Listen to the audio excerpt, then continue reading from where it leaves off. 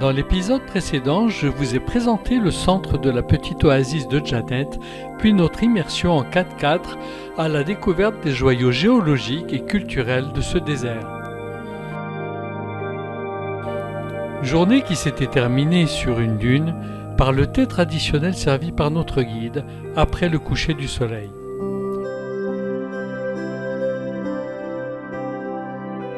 Ensuite, hier matin, c'était le retour vers le nord, vers Borjalawas, sur cette route qui traverse cette grandiose plaine sableuse entre les montagnes et l'erg de mer. Hier, nous sommes arrivés de nuit à In Amenas. Nous avons eu du mal à trouver l'hôtel El Erg. Composé de bungalows, tout y était déglingué.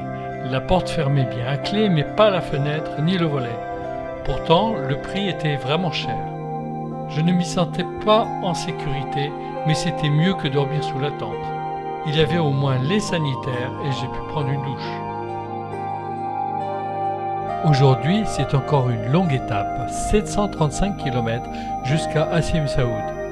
Alors juste quelques photos de ces dunes, parfois gigantesques, qui bordent cette route sur 300 km. Un véritable spectacle, une merveille.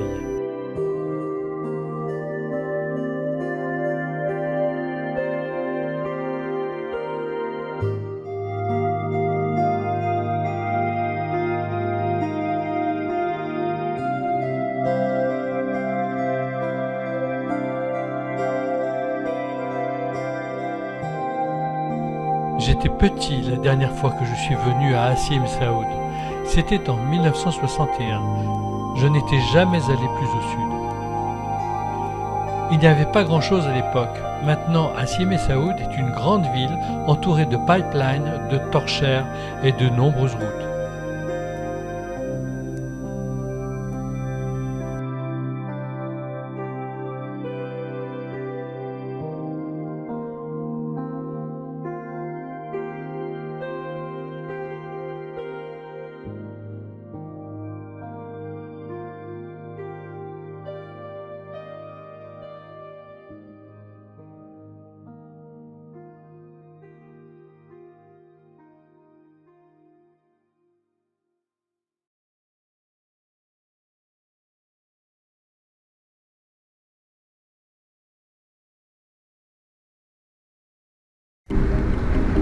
Le désert entre Hassim et Saoud et Tougourt est encore différent et magnifique, mais le temps perdu aux 3 contrôles routiers nous oblige à rouler vite. Là, nous tentons de joindre le lac de Merjaja, où j'ai des souvenirs d'enfance. Ne trouvant pas le chemin, Abdelkader trouve un gars en scooter qui propose de nous y conduire, et nous le suivons.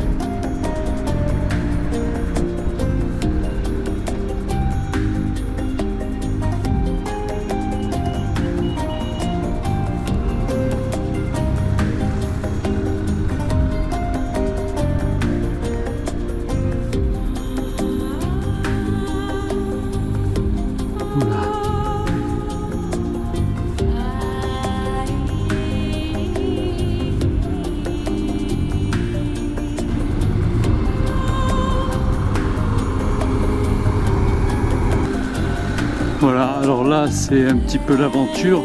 Nous allons au lac de Merjaja. Je crois que c'est par le dépôt d'ordures qu'il faut passer. C'est affreux, mais c'est comme ça. Pourtant Bon, enfin bref, c'est pas très touristique quoi. On va rentrer dans les palmeraies, c'est ça qui est beau. Malheureusement, on dira que c'est pas très soigné quoi.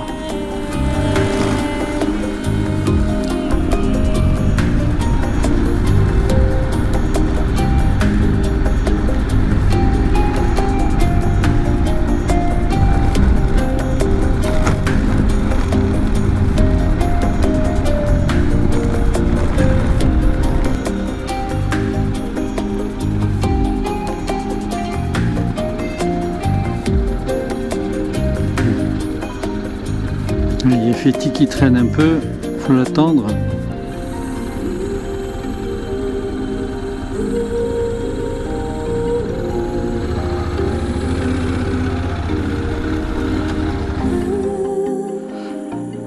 Bon, voilà le lac. Bon, c'est décevant, mais voilà, c'est quand même intéressant parce que ici nous sommes dans une dépression et en fait là c'est le niveau de la nappe phréatique quoi. Donc toute la palmeraie a les pieds dans l'eau. Il n'y a même pas besoin d'arroser en fait.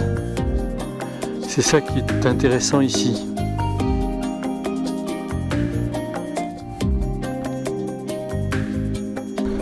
Voilà, c'est reparti. Attention aux bosses. Chaque fois je touche quelque chose. Bon, le gars était sympa. Je lui ai donné deux stylos, un porte-clés, des bonbons, c'est pas grand chose. On voulait lui donner de l'argent. Il n'a pas voulu, il a refusé. Ouais, ils sont comme ça. Ils font ça pour le plaisir d'être gentils. C'est très sympa. Bon, le lac de Mer Jarjah, c'est pas une merveille, mais voilà, c'est Tougourt, quoi. Vous voyez, Tougourt, c'est bâti sur l'eau, quoi. Il y a la nappe phréatique tout de suite sous les palmiers.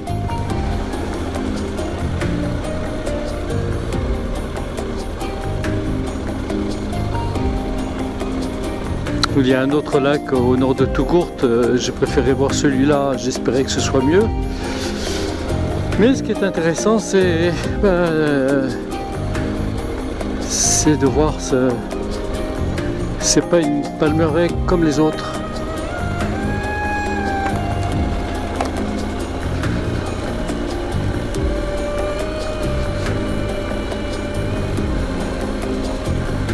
Comme il n'y a aucune information touristique, j'ai trouvé aucune information touristique sur les lacs, je pense que l'autre c'est pareil.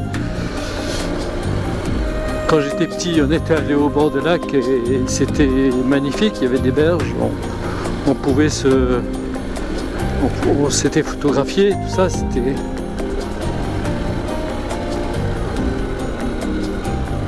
Cela dit, l'eau du lac a l'air propre quand même, hein. Enfin propre, je ne vais pas l'analyser, mais elle était transparente, elle était cristalline quand même. Hein. Voilà, bon, autour, c'est pas Jojo, mais c'est...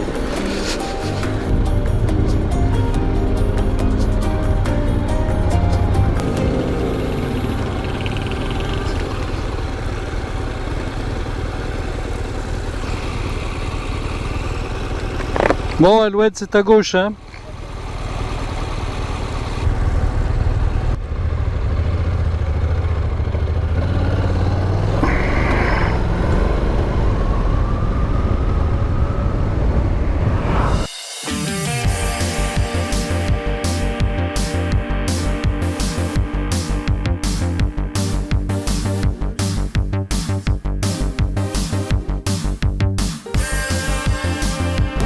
On a contourné la ville par l'est.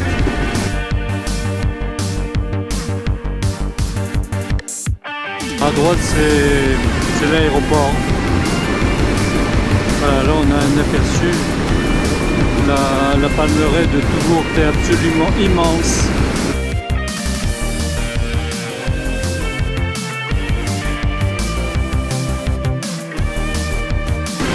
Nous sommes dans le Grand Erg oriental, entre Tougourt et Alouette.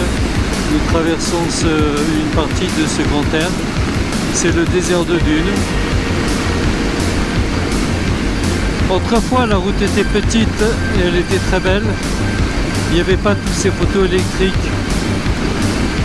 Entre Assim et Saoud et Tourcourt, on en traverse une partie. Je ne peux pas tout filmer, on a roulé très vite. On ne peut pas s'occuper de la caméra et filmer quand on roule trop vite.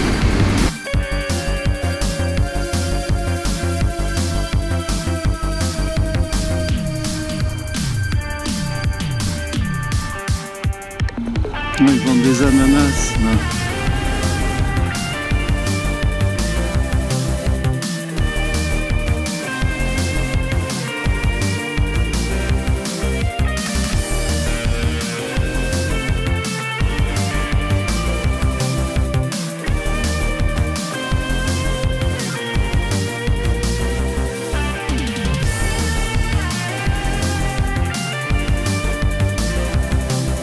Je vois que la route est très fréquentée.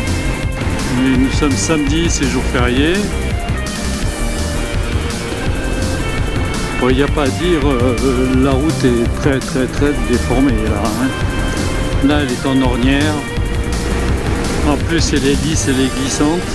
Mais bon, partant sec, il n'y a pas de problème. C'est parce qu'il fait sec qu'elle n'est jamais lessivée par la pluie qu'elle est lisse comme ça.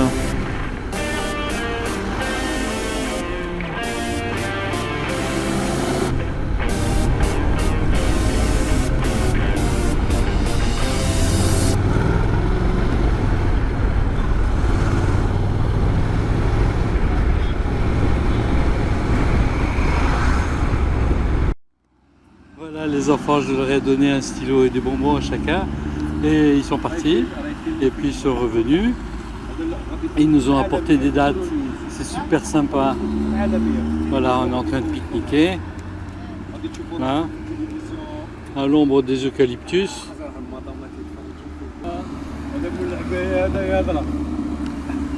Voilà.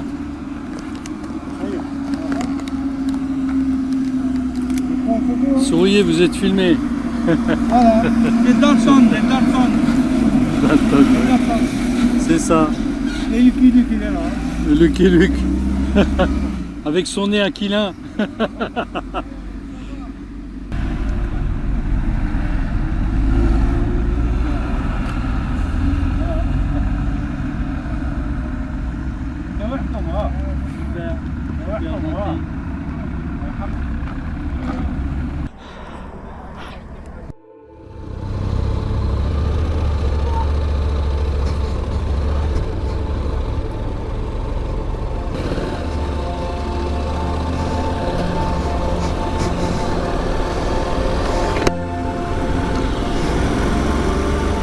Voilà, on a pique-niqué à l'ombre au milieu du village.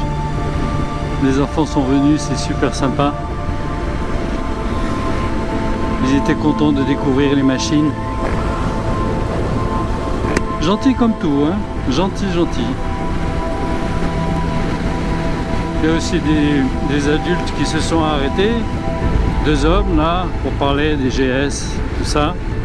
L'un, il a amené sa fille. J'ai donné des bonbons.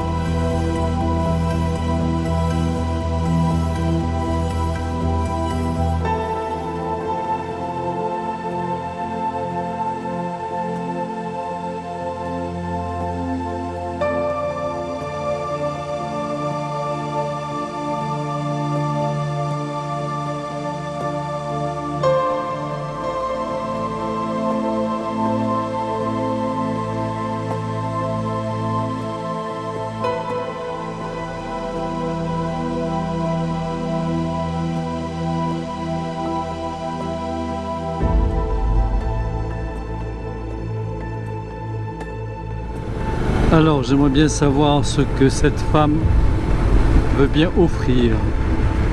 Mais il me semble qu'elle a beaucoup de paillettes sur son voile.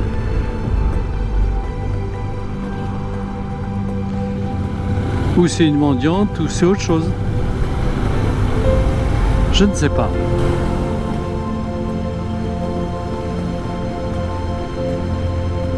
Fetty me dit qu'il n'en peut plus de tous ces ralentisseurs.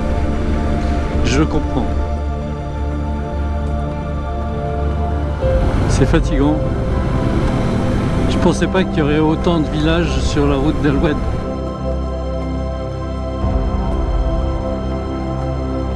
Comme je l'avais connu, c'était désert entre El Oued et Tougourt. Ça me fait drôle, hein.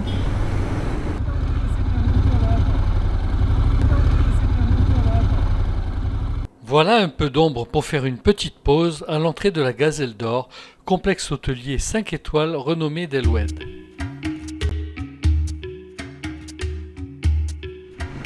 Nous sommes à El Oued. Et la gendarmerie nous a téléphoné, elle demande à ce qu'on passe à la gendarmerie en ville. On va encore perdre du temps. On a perdu beaucoup de temps ce matin à la sortie d'Aïssi Messaoud. Premier barrage, on a passé une demi-heure. Et il faisait frais, on était à l'ombre, il n'y a pas de problème. Deuxième barrage, ça a duré un quart d'heure. Et le troisième, il a duré 10 minutes. Ça nous retarde beaucoup. Mais c'est pas grave, c'est la règle du jeu, il faut l'accepter. On a beaucoup de chance d'avoir pu aller comme ça à Janet sans qu'on nous exige une escorte ou un tour opérateur quoi, à payer. Déjà ce qu'on a pu faire c'est formidable. Maintenant dès qu'on sera dans les horaires à partir du Biskra peut-être que ce sera plus facile question contrôle. Mais il y a des contrôles à tous les carrefours en fin de compte, les grands carrefours. Même en pleine nature quelquefois.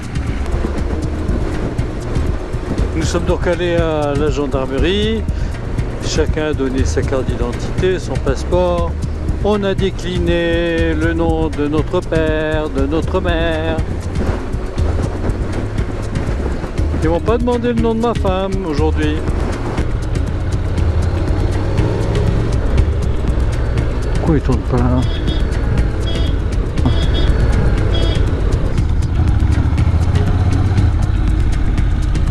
Là.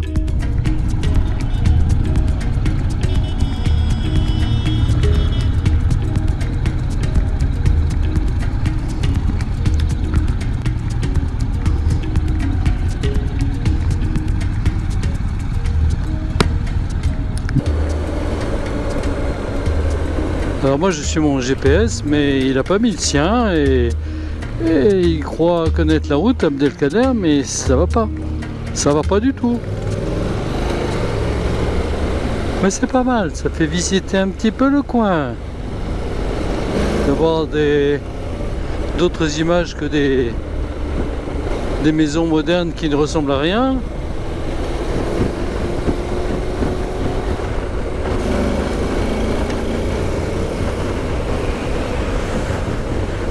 Voilà, je me mets devant, comme ça il me suivra. Mon père enseignait à l'école, il n'y avait même pas de village. Enfin c'était un tout petit village. Maintenant, l'école on ne peut pas la retrouver. Mais c'est dans ces dunes que le samedi matin, il partait avec ses élèves pour faire découvrir la nature. Les plantes et les animaux.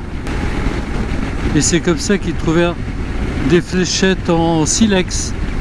Visiblement, il y en avait beaucoup. C'était un atelier de fabrication de fléchettes en silex.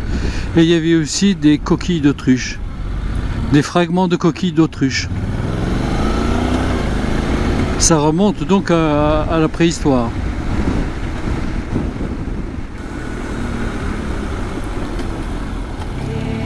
Nous sommes à Guémar.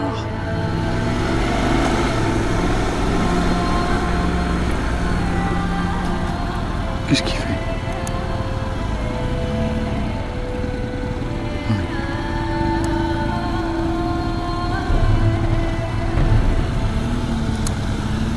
On a trouvé un café. Waouh, ça va faire du bien. Très bien.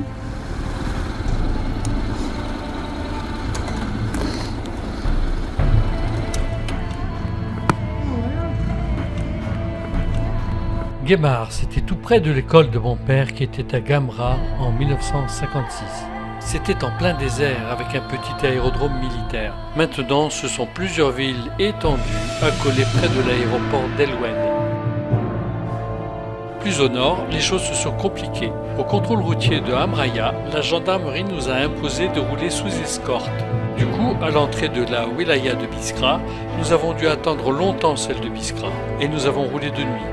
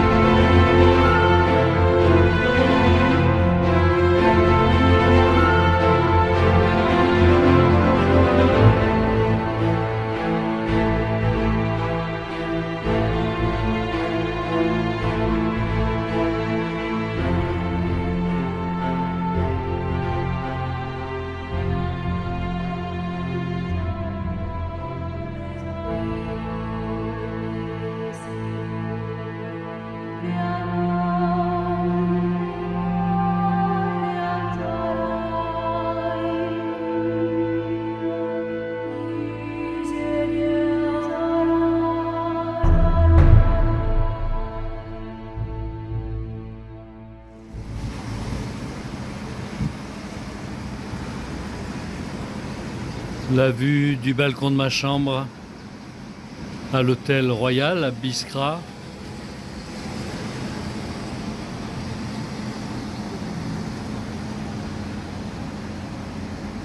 Là, les motos sont juste devant l'hôtel, là où il y a le pick-up.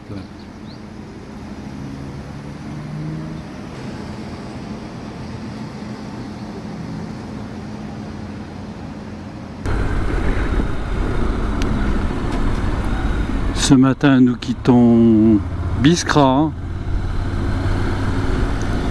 pour faire une visite à Tolga.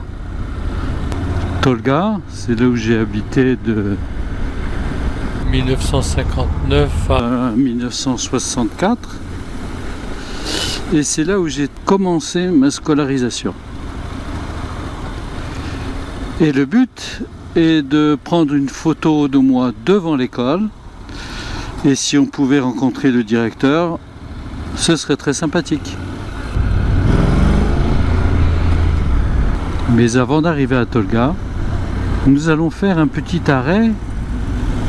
Alors je ne sais pas comment, mais un petit arrêt à l'Ouedjdi. Alors pourquoi l'Ouedjdi? C'est la grande question. En fait, en France, là où j'habite, il y a un laurier rose qui pousse contre ma maison. qui vient de cette oued et qui me rappelle mon enfance, là où j'ai commencé ma vie. Parce qu'en fait, je suis né à Paris, parce que ma mère était allée à Paris pour ma naissance avec mes deux frères. Mais mon père enseignait à Filiache, à quelques kilomètres de Biskra.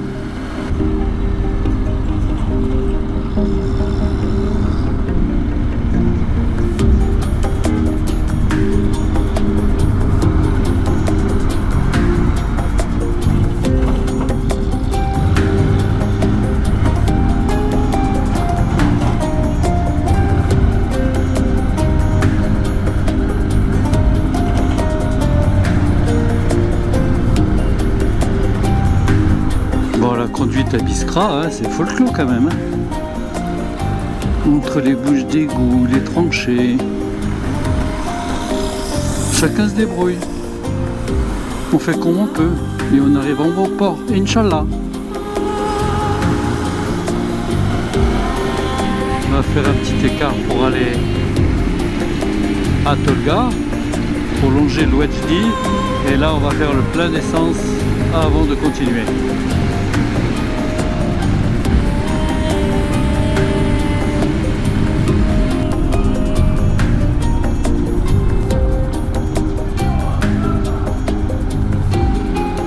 Voilà, un petit plein de sans-plomb. En général, elles sont toujours vers les bureaux.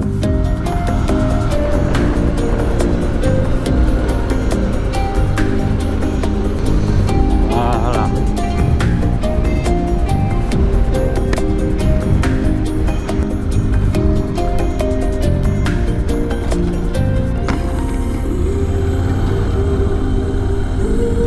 Je vois pas mes compagnons. Je vois pas tous. Bon, ok, c'est bon. Maintenant, les montagnes que l'on aperçoit au loin, ben, c'est tout simplement l'Atlas saharien. C'est le nord du Sahara. Et Tolga est une commune qui est contre l'Atlas saharien.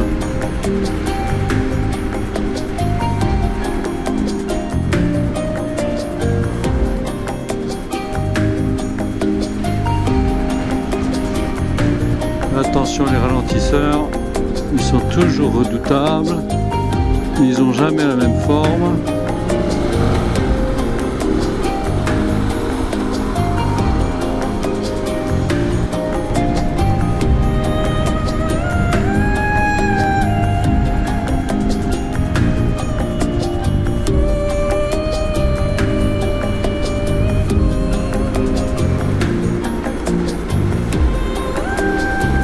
Nous arrivons à Mlili.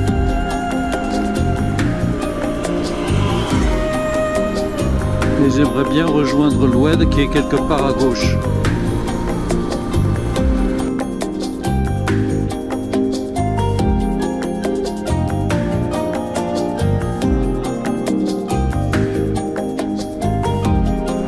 Voilà, attention, hein. Attention, attention.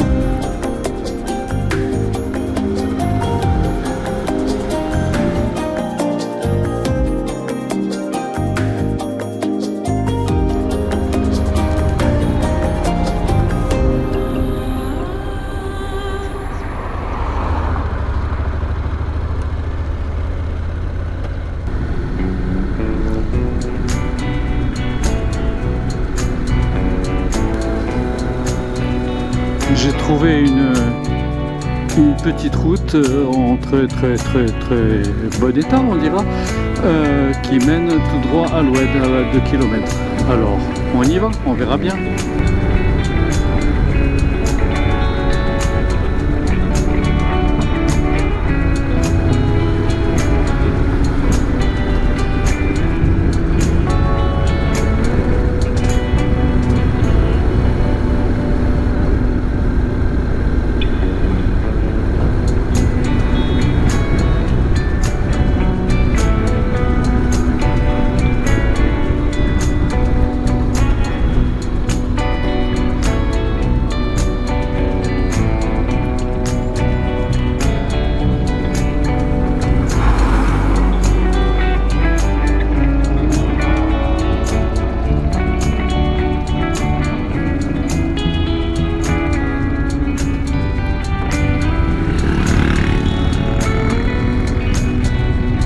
Voilà mon oued, me dit Abdelkader dans l'intercom.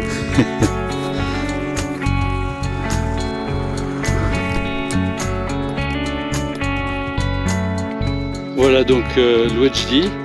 Mon laurier il vient de là. Alors là je ne vois que des tamaris et des roseaux. Mais il y a de l'eau quand même. Alors quand j'étais petit, mon père nous amenait dans un endroit où il y a des gorges. C'est plus loin, c'est plus haut, plus près de l'Atlas. Là je ne saurais pas retrouver l'endroit. Alors c'est pour ça que je me contente de ça, mais c'est cette oued-là. Et au printemps, on allait se baigner. Au mois de mai, il faisait très chaud. Fin mai, c'était les vacances. Il y avait 4 mois de vacances. Et on retournait en France. Et avant, quand il y avait encore de l'eau, dans l'oued, on se baignait. Et c'était très beau.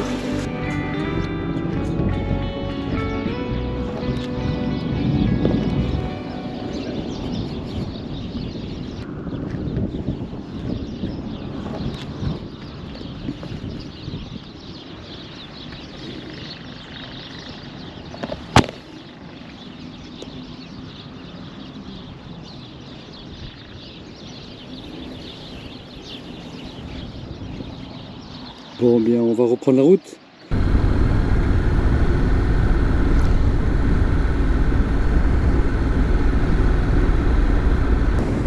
Donc là, nous sommes tout au nord du Sahara, avec la chaîne de l'Atlas saharien. Et avec la lumière du matin, le relief ressort bien. C'est magnifique. Je suis très heureux de revoir ça.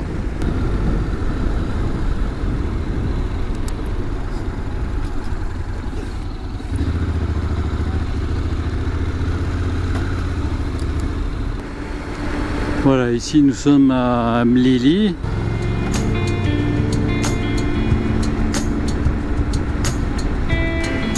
Là, je suis pris de frissons de voir ces palmiers comme ça au bord de la route. Regardez comme c'est beau, ces palmiers. J'ai toujours trouvé ça beau.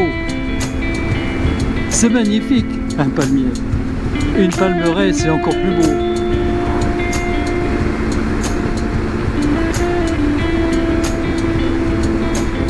Ah, je suis content d'être là, mais que je suis content.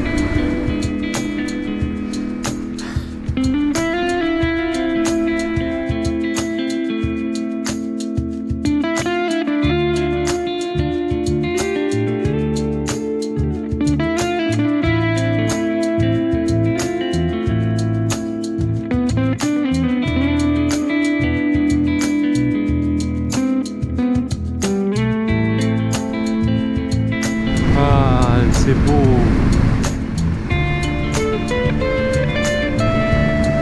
On voit bien les régimes de date qui sont protégés. Nous venons d'entrer dans Tolga. J'ai manqué de panneau. C'est pas grave.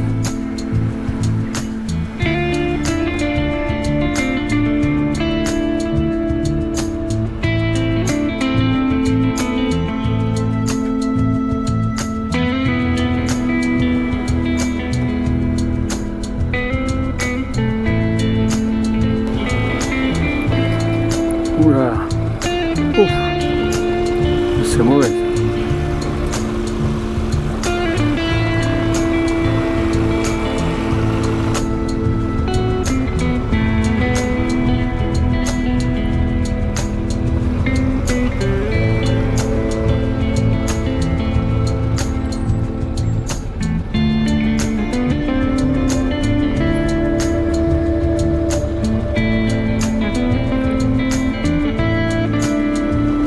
Alors là, j'ai pas envie d'aller vite parce que c'est très défoncé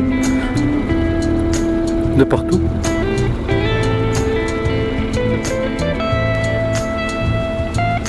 Là, faut trouver le bon passage.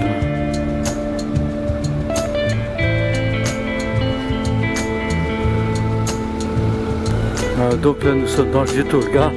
Ils auront placé les maisons en terre. En mur de briques de terre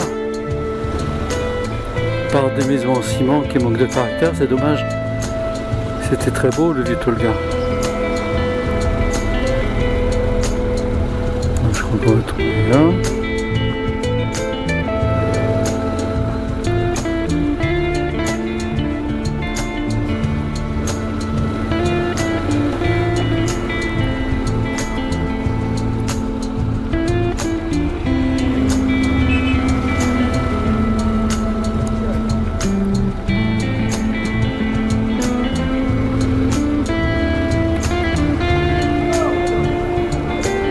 Putain, c'est le marché.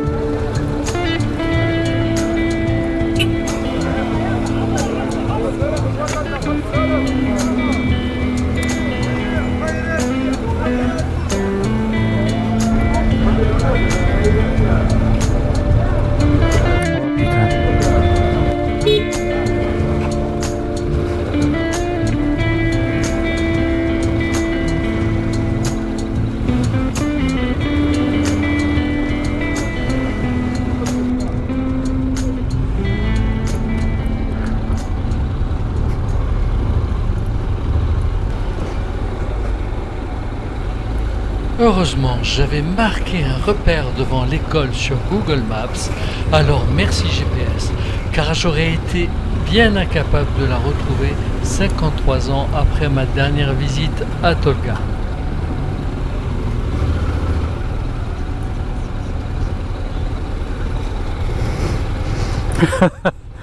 Voilà, la mine est là.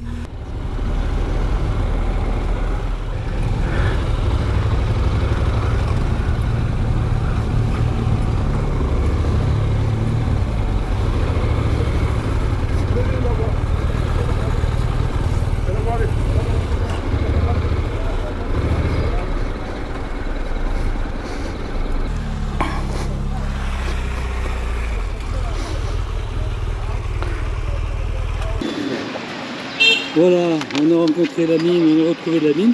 J'ai bien retrouvé mon école. Là voilà mon école. C'était difficile de filmer. Voilà, on voit la coupole. Bon, elle ne ressemblait pas à ça, elle était beige à l'époque. Elle ne ressemblait pas à ça, mais il y a la coupole et il y a la photo de... Voilà mes amis, la mine.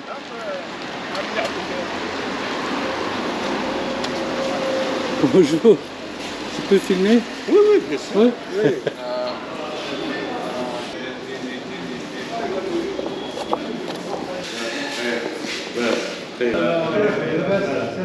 Donc j'ai besoin de traducteur. Tu vas faire le traducteur, hein? Ouais. C'est quoi ça, c'est le pouvoir? Le directeur, c'est qui? Non, il n'est pas là, le directeur. Il n'est pas là. Il n'est pas là.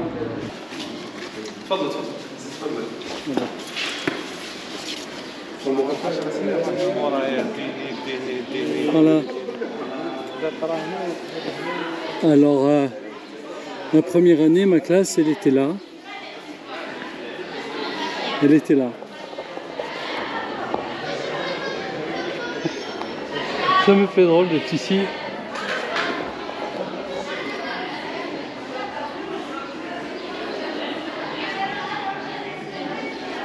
Et puis une autre année, j'ai été là, mais le maître, ça allait pas avec lui. Ma mère m'a pris dans sa classe.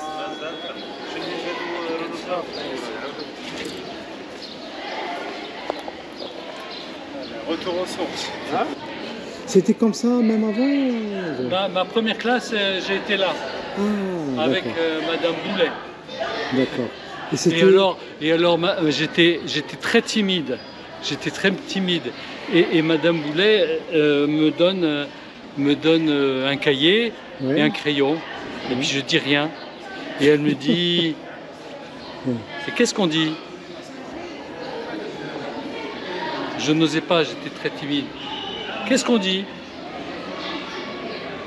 Merci. Merci qui? Maîtresse. Merci qui? Madame ou mon chien? Moi je me suis dit, mon chien. C'est que je me suis fait gronder là. Hein. Oh là là. Et j'ai commencé comme ça ma première journée de scolarité en disant merci mon chien à ma maîtresse. Elle est super celle-là. L'architecture, c'est... Oui, alors c'est la même, oui, c'était comme ça. C'était beige, c'était plus... Oui, bon, ils ont ajouté un petit peu la faïence. Non, mais le blanc, c'est... Bon, ça chauffe pas, mais... Ça... Il n'y avait pas les arbres, évidemment. Ouais. Mais alors, il y avait pas cette aile-là, et il y avait par là la maison du directeur. Tu vois, le logement du directeur. Le directeur, qui était absent, avait proposé de revenir pour nous rencontrer, mais, ne pouvant trop nous attarder, nous avons préféré ne pas le déranger, tout en regrettant renoncer à cette rencontre. Lors de notre visite, les élèves sont en classe et nous faisons attention à ne pas perturber les cours. Je montre alors aux personnes présentes qui nous accueillent les photos de mes parents et de leurs élèves prises au sein de l'école, ce qui a suscité un vif intérêt de leur part. Là, il y avait une grande place en face, et de l'autre côté, il y avait l'école de filles. Voilà. Et là, ça, c'était le maître d'arabe et ma mère. Voilà. C'est 1963-1964.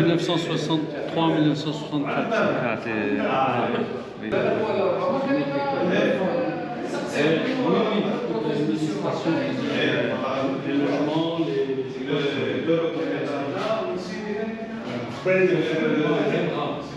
Gemra, quand mon père était là-bas à Gemra. Et là, c'est dans la maison, là-bas, dans le Tamaris, au coucher du soleil. Là, j'avais 8 ans, c'était 1964. Beaucoup d'émotions. Là, la maison, là-bas, voilà. La PC interne. Ça faisait chaud pour les enfants. Tu te souviens de ça? Ah, la PC interne. Et la mine, il travaillait à la maison en fait. À cette époque-là, c'est. Voilà. Bon, on y va, Joël? On va y aller. Allez. Voilà. Ils vont manger parce qu'ils travaillent, eux. Et oui, bien sûr. Ah, avec moi. Voilà. Et puis on reprend la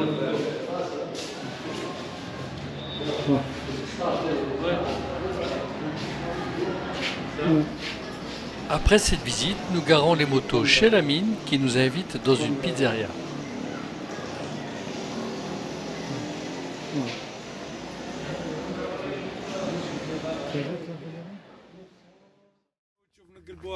Lamine nous a amenés dans une palmeraie près de Tolga et il nous explique qu'actuellement on n'arrose pas les palmiers parce que vous voyez ils poussent dans des bacs. Là, on n'arrose pas parce que c'est la période de la récolte. Voilà, ça a été récolté, les sacs sont au sol. Voilà. Donc là, on arrive après la récolte. Sur la route, on a vu des palmeraies qui ne sont pas récoltées.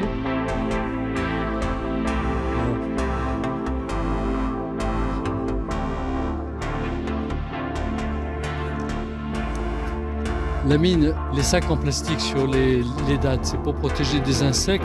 Protéger de la pluie. Surtout avant qu'ils soient mûrs. S'il pleut dessus et il n'y a pas les machins, ils sont pourris. D'accord. Donc on ramasse rien. Parce que j'ai vu que tous les régimes de dattes sont couverts par les sacs en plastique. C'est au cours de la visite que Lamine nous apprend que cette palmeraie lui appartient, que c'est un membre de sa famille qui l'exploite, car il vit surtout à Valence dans la Drôme.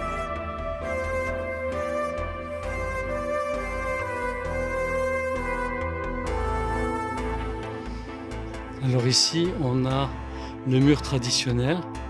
Toutes les maisons étaient comme ça dans le vieux Tolga qu'on a traversé. Ce sont des briques de terre séchée. Des briques de terre, elles ne sont pas cuites. C'est de la toube. Et ils faisaient sécher ça au soleil. Et là, on voit que le mur, le soubassement est en pierre. On voit bien les pierres. C'est vraiment le mur traditionnel.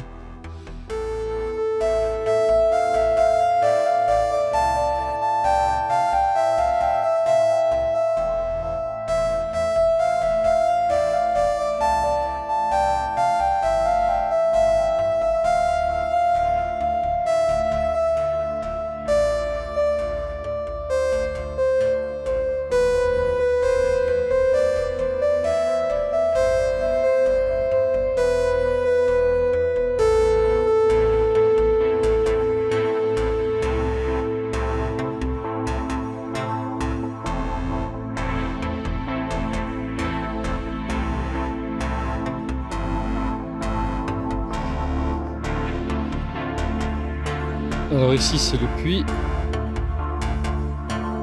C'est de ce puits que on pompe l'eau pour arroser les palmiers. Ça, c'est planté il y a 5 ans à peu près. Il commence à donner. Et là, c'est tout récent. Les petites jeunes, là. Voilà. Ils sont tout récents. C'est cette année, il a été planté cette année. Voilà. Donc dans des gros trous pour bien arroser. Oui, regardez, c'est goutte à goutte. De Parce goutte que à maintenant, goutte. on fait des économies d'eau. Ah oui, bien sûr. On voit que la terre est marque encore un peu humide. Donc ça c'est la parcelle du voisin de la précédente. Voilà. C'est pour ça que je peux donc gâcher tout. C'est intéressant.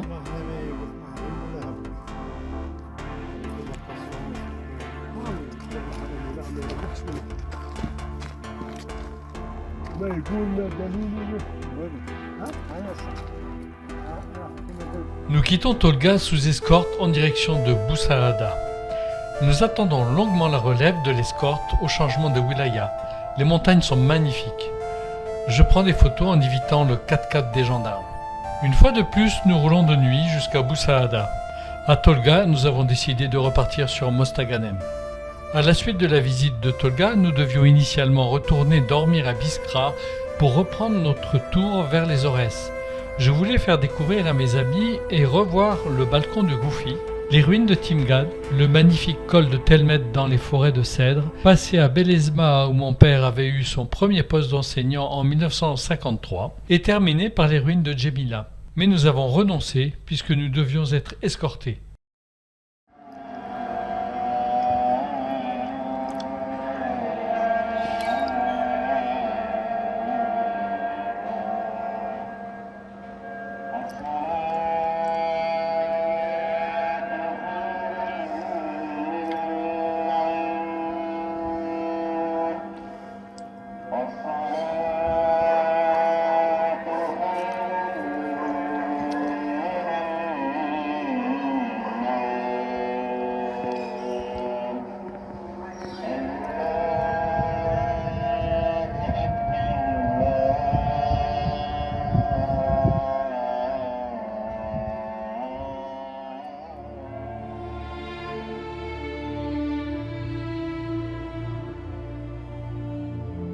Ce matin, nous quittons Boussahada à notre grand soulagement sans escorte. Nous longeons droit vers l'ouest les hauts plateaux par la nationale 89. Le paysage est magnifique. Puis nous bifurquons vers le sud par l'autoroute 1 avant de rejoindre l'autoroute 3 Alger-Oran en évitant Médéa par la nationale 62 qui nous offre de beaux paysages montagneux.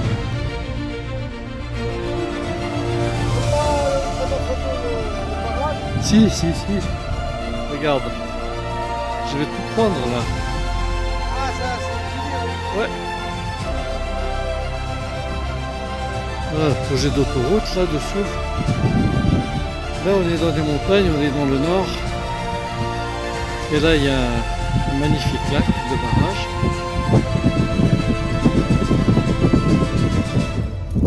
Et on est sur une route très escarpée, une route de montagne. Du côté de Médéa en fait. Voilà.